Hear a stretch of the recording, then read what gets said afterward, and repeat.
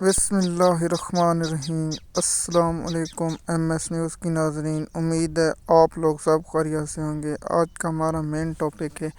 عمران خان کے کیسوں کی سماعت اور سپریم کورٹ کے ججوں کے خط کے معاملے پر سماعت، اور آخر میں ہم D G S P R کی پریس کانفرنس اور پی ٹی آئی کے رد عمل اور پاکستان کی سیاسی صورتحال اور معاشی حالات پر گفتگو کریں گے، کیونکہ معاشی حالات جو پاکستان کے کسانوں کے ساتھ ہو رہا ہے اس پر بات کریں، کیونکہ زیادہ تر میڈیا خاموش، اس لیے ہم ہر مسئلہ جو پاکستانی قوم کا ہوگا، جو پاکستان کے لوگوں سے وابستہ ہوگا، اس کے بارے میں ہم آپ کو آگاہ کریں گے۔ اگر آپ ہمارے چینل پر نئے ہیں تو ہم آپ کو سے درخواست کرتے ہیں چینل کو سبسکرائب کریں اور ویڈیو اینڈ تک دیکھیں تاکہ آپ کو اس کے بارے میں انفارمیشن مل سکے۔ جب سے میں ویڈیو ریکارڈ کر رہا ہوں تو اس وقت عمران خان کی کیس کی سماعت اسلام آباد ہائی کورٹ میں ہوگی۔ میرا خیال ہے آج عمران خان کے کیس کی سماعت نہیں ہوگی، اور صحافیوں کا کہنا ہے کچھ کہ آج عمران خان کے کیس کی سماعت پر دلائل مکمل کر لے گی، یا آج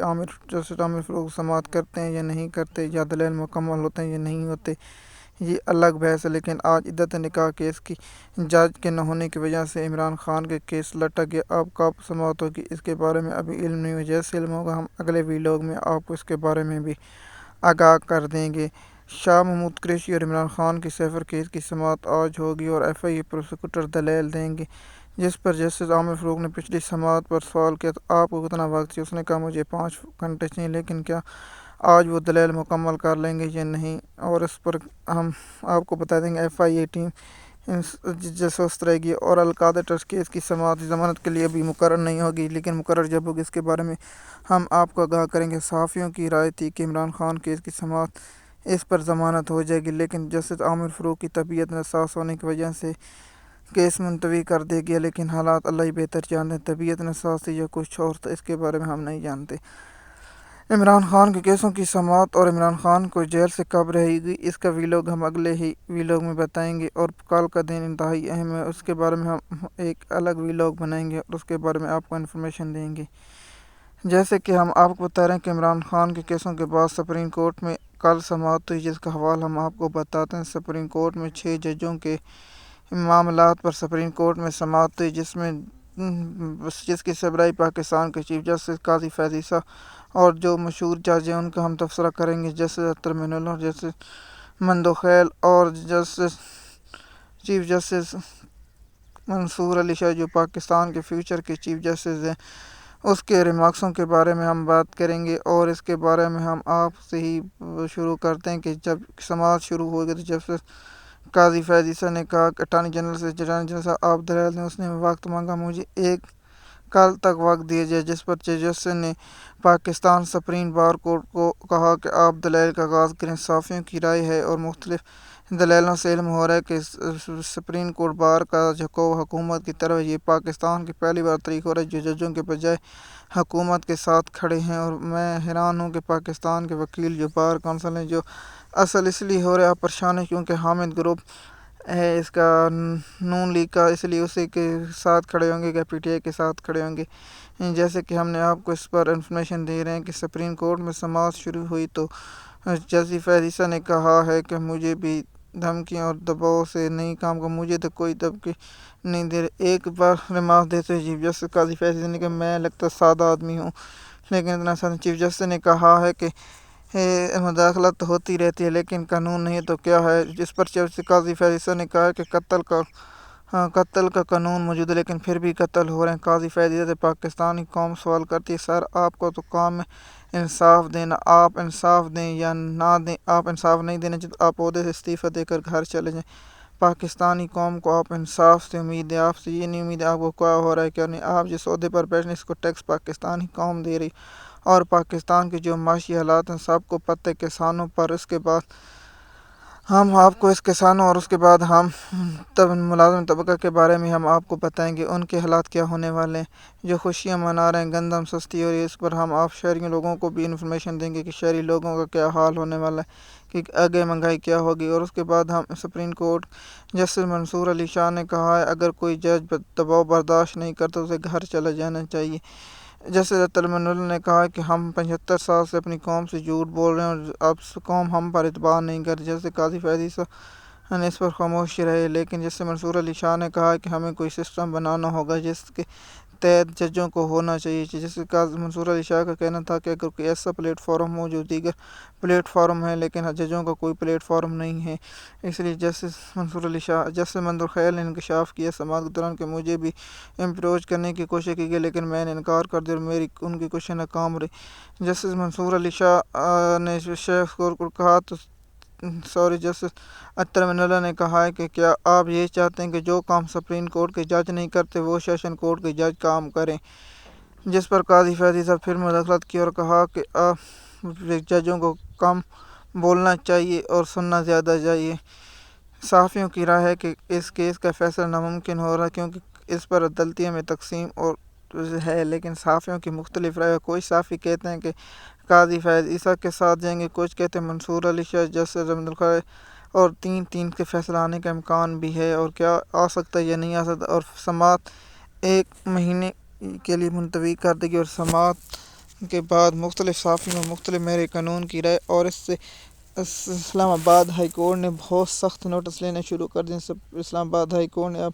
توہین عدالت کی کارروائی شروع کرے گی اور توہین عدالت کی کارروائی ہی کرے گی، کوئی اگر عدالتوں میں مداخلت کرے گا اس پر اسلام آباد ہائی کورٹ مداخلت کرے گی۔ اطہر من اللہ نے کہا کہ پاکستان کے عدالتی نظام کا سسٹم بہتر بنانے کے لیے ہمیں کوشش کرنی چاہیے، جو جج کھڑے ان کے ساتھ کیا ہوا اس پر بھی ان کے جواب نہ تھا، اور سماعت 1 مہینے کے لیے غیر مدت کے لیے ملتوی کر دی۔ چیف جسٹس قاضی فیض عیسیٰ نے کہا کہ اب اگلی سماعت ججوں کی دستیابی پر منحصر ہوگی اور اس کے ساتھ پاکستان کی سیاسی اور معاشی صورتحال۔ ہم آپ کو گندم کی ناف پنجاب میں فروخت ہونے سے کسانوں کا معاشی قتل ہونے لگا اور اس پر زمینوں جیسے گندم نہ خریدی جا رہی، ریٹ کم تھے، اس کے بعد کسانوں پر ایک اور بمباری ہوئی جس سے کسانوں کے رونگٹے کھڑے ہو گئے۔ وہ کون سے کسانوں کا جو زمین کا ٹھیکہ لیتے ہیں اسے 35,000 سے بڑھا کر 50,000 روپے مقرر کر دیا گیا اور 50,000، اور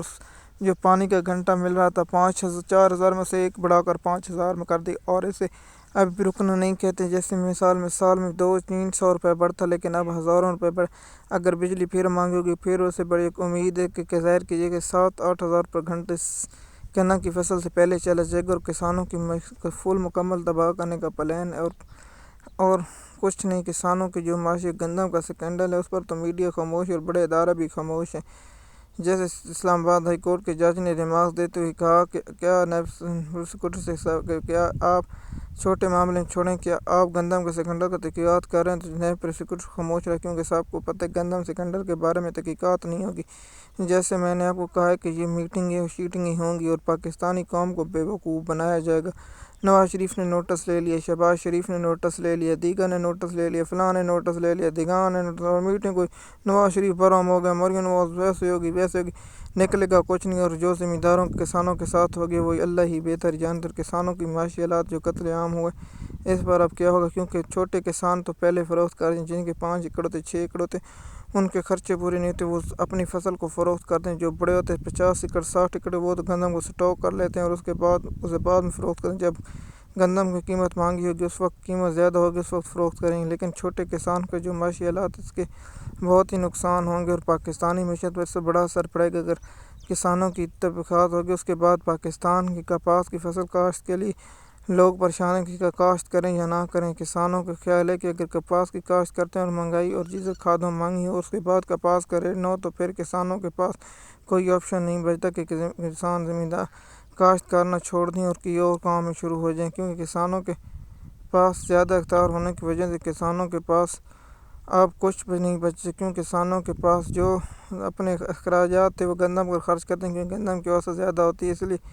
گندم کی پیداوار کرتے ہیں، لیکن گندم کا ریٹ کم ہونے سے کسانوں کی معیشت لوگ تو کہتے ہیں کہ کسانوں گندم ریٹ سستا ہے، لیکن خرچے جو ہے نا اس پر آپ بولے نا کسان لائنوں پر لا کر کھڑے ہو کر 1 بوری یا 2 بوریاں خریدتے ہیں، وہ بھی دام میں مانگ اور بلیک سے بھی زیادہ مہنگی خریدتے ہیں۔ کیا کسانوں کا جو خرچہ ہو رہا ہے وہ اگر آپ زمیندار کرتے تو آپ کچھ کہتے کسانوں ٹھیک ہے، اس کے بعد کسانوں کے فصلوں پر جب فصل تیار ہوتی ہے اس پر بارش ہوتی ہے اور فصلوں کو نقصان ہوتا ہے، اس کے بعد دیگر سپرے پہلے سپرے 1-2 گندم کی ہوتا ہے لیکن اب 4-5 گندم کی سپرے ہوتے ہیں، مختلف بیماری حملہ کرتی ہیں جس وجہ سے کسانوں کا زیادہ خرچ ہے۔ پانی کا بھی زیادہ مانگ ہونا، ٹویلوں کے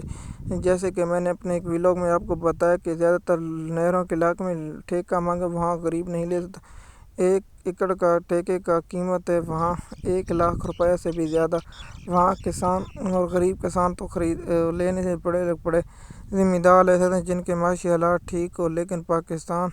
اور آخر میں D G S P R کی پریس کانفرنس پر آتے ہیں۔ میرا ذاتی خیال ہے کہ D G S P R کو ایسی پریس کانفرنس نہیں کرنی چاہیے۔ اس سے پاکستانی قوم میں مایوسی اور پاکستانی قوم میں اور بے چینی بڑھے گی، کیونکہ پاکستان کے حالات معاشی استحکام سے متصل ہے۔ اگر پاکستانی سیاسی استحکام نہیں ہوگا تو پاکستانی معیشت کو نقصان ہوگا۔ D G S P R اور پاکستان کی اسٹیبلشمنٹ کو ذہن نشین کر رکھیں کہ ایسی پریس کانفرنس سے ملک کو فائدے میں نہیں نقصان جاتا ہے۔ جو ہو جاتا ہے، جو نہیں ہونا چاہیے وہ نہیں ہو جانا چاہیے۔ لیکن اگر 9 مئی کا واقعہ جوڈیشل کمیشن نے منانا چاہیے، لیکن حقیقت میں ہے کہ اس میں نون لیگ کو فائدہ ہوگا۔ اگر تحقیقات کریں نا، اپنے ذہن ٹھنڈا رکھ کر تحقیقات کریں، جو بھی ہو پی ٹی آئی کا جو بھی لیڈر شامل ہو، جو نون لیگ ہو، جو بھی ادارہ پولیس جو بھی شامل ہو، اس کو سزا دی جائے، لیکن پاکستانی قوم ایسے معاملات سے دور رہے، کیونکہ پاکستان کا مسئلہ پیٹ ہے۔ اگر آپ کے کس کے بچے کو پیٹ روٹی نہیں ملی، اسے کیا تعلق ہے کہ 9 مئی ہوا ہی کہ نہیں ہوا، لیکن پاکستانی قوم کو صرف اور صرف پاکستان کی سالمیت اور پاکستان کی خود مختاری پر آپ بحث ہے۔ D G S P R صاحب، آپ کا کام نہیں تھا کہ آپ ووٹوں کی گنتی کرتے، آپ جو کرتے پاکستان کے، آپ نون لیگ والے رہنماؤں کی کہہ رہے ہیں کہ ہم حکومت نہیں لینا چاہتے، ہمیں حکومت دی گئی۔ کون ہوتا ہے کہ پاکستانی عوام کی حکومت کو کوئی اور حکومت ہے، جن کے پاس عینی اختیار کچھ بھی چیز نہیں ہے؟ یہ تو مسلم لیگ نون کے رہنما کہہ رہے ہیں، جیسے جاوید لطیف ٹاکنگ شو اور رانا ثناءاللہ نے بھی دیگر ٹی وی شو پر یہ بیان دیے ہیں۔ کیا پاکستان کے عوام بے وقوف سمجھتی ہے؟ اور پاکستانی قوم سب کچھ جان چکی ہے۔ جب سے کسانوں اور معاشی گندم سکینڈل ہے اور ججوں کے خط کے معاملے پر آپ خاموش رہے، لیکن آپ کو چاہیے تھا ایسی پریس کانفرنس نہ کرتے۔ آپ پاکستان کی سیکورٹی ایشو اور دیگر معاملات پر پریس کانفرنس کرتے۔ ہاں، آپ 9 مئی کی جو واقعات ہے اس کی مذمت کرتے اور اس کے 5-10 منٹ کرتے، لیکن آپ نے ایک سیاسی پارٹی کو ٹارگٹ کیا جس پر سیاسی پارٹی کا رد عمل ہے۔ اس کی سوشل میڈیا بھی ٹیم تکڑی ہے۔ جیسے کہ آپ لوگ کہتے ہیں کہ سوشل میڈیا فیکس ہوتے ہیں، میں آپ کو بتا رہا ہوں کہ پاکستان کا ہر بچہ، ہر پڑھا لکھا سوشل میڈیا استعمال کرتا ہے، وہ کچھ جانتا ہے۔ پاکستانی قوم کو گمراہ نہیں کیا جا سکتا۔ جیسے کہ میں آپ کو بتا رہا ہوں کہ گمراہ کوئی نہیں ہوتا۔ کسی کو پتہ ہو کہ وہ سامنے مرچیں، کیا وہ مرچیں اٹھا کر کھانا شروع کر دے گا یا وہ اصلی کھانا شروع کرے گا؟ یا ایک کے پاس پڑی ہو ریت اور ایک کے پاس پڑی ہو سالن، کیا وہ ریت کھائے گا یا مٹی کھائے گا یا سالن کھائے گا؟ پاکستانی قوم سب جانتے ہیں، لیکن پاکستانی اداروں کو سیاست سے دور رہنے اور پاکستان کے مستقبل اور پاکستان کے فیوچر میں سوچنا چاہیے کہ ایسا نہ ہو کہ پاکستان کی معیشت زمین بوس ہو جائے، اس کے بعد ہاتھ ملتے رہ جائیں۔ ہم سب پاکستان زندہ باد، پاکستان ہے تو ہم سب ہیں، اگر پاکستان ہے سب کچھ نہیں۔ ہمارا پاکستان اور کسی کا پاکستان ہے۔ جو پاکستان چھوڑ کے چلے جاتے ہیں، لندن میں علاج کرتے ہیں، ان کا پاکستان ہے۔ یہ پاکستان ہمارا ہے جس میں ہم نے رہنا ہے اور ہم ہمیشہ رہیں گے۔ اگر پاکستان ہے تو ہم ہیں، اگر پاکستان ہے تو ہم بھی نہیں ہیں۔ انشاءاللہ پاکستان تا قیامت رہے گا اور پاکستان زندہ باد اور پاکستان ہی رہے گا۔ دنیا کی کوئی طاقت پاکستان کو نہیں مٹا سکتی۔ انشاءاللہ پاکستان تا قیامت رہے گا۔ شکریہ۔ اگر آپ ہمارے چینل پر نئے ہیں تو چینل کو سبسکرائب کریں تاکہ آپ کو آنے والی ویڈیو مل سکے۔ شکریہ۔